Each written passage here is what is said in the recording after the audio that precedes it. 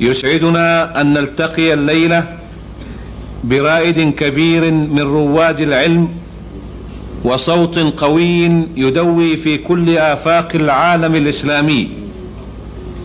إن هذا الرائد الكبير والصوت القوي هو الإمام الجليل سماحة الشيخ عبد العزيز بن عبد الله بن باز، صوت الحق والإيمان والإسلام، أروع وأعظم من أنجبت الجزيرة العربية، وأنبغ من حمل راية التوحيد حتى الآن، رحابة صدر وطهارة قلب ونقاء نفس وإشراقة روح وصفاء وجدان، فما أروعه من نفس طاهرة مطمئنة بالإيمان، وما أعظمه من قلب مشرق عامر باليقين والحب والخير، وما أنبله من عالم فاضل وشيخ جليل وباحث مقتدر ومجدد كبير ومصلح عبقري ينشر الدعوة الإسلامية بكل حب لإلقاء محاضرته في هذه الأمسية السعيدة،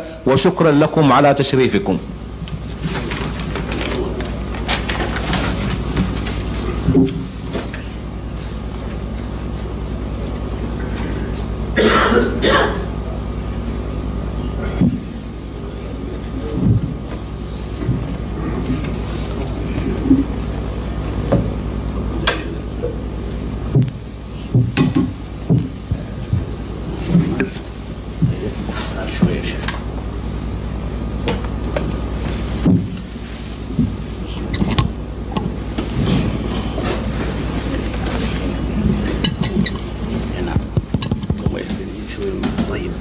هذه طلب هذا المهن. نعم بس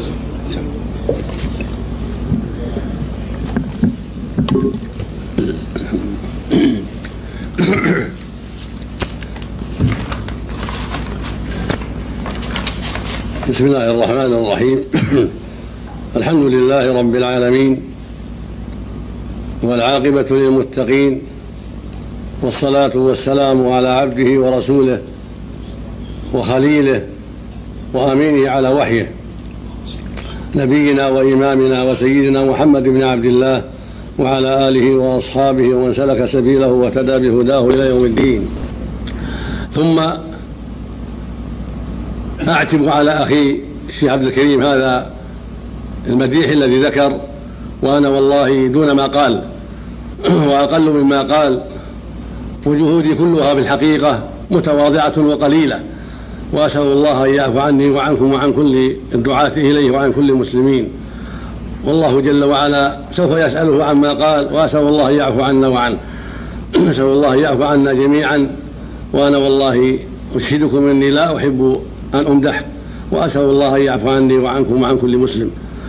ولا شك أن الواجب علينا عظيم، الواجب على أهل العلم وعلى طلبة العلم عظيم، ومهما فعلت أو فعل غيري من أهل العلم فهو في الحقيقة قليل بالنسبة إلى ما يجب علينا، وهو في جنب الله وجنب حقه قليل أيضا، وفي جنب حق المسلمين قليل أيضا.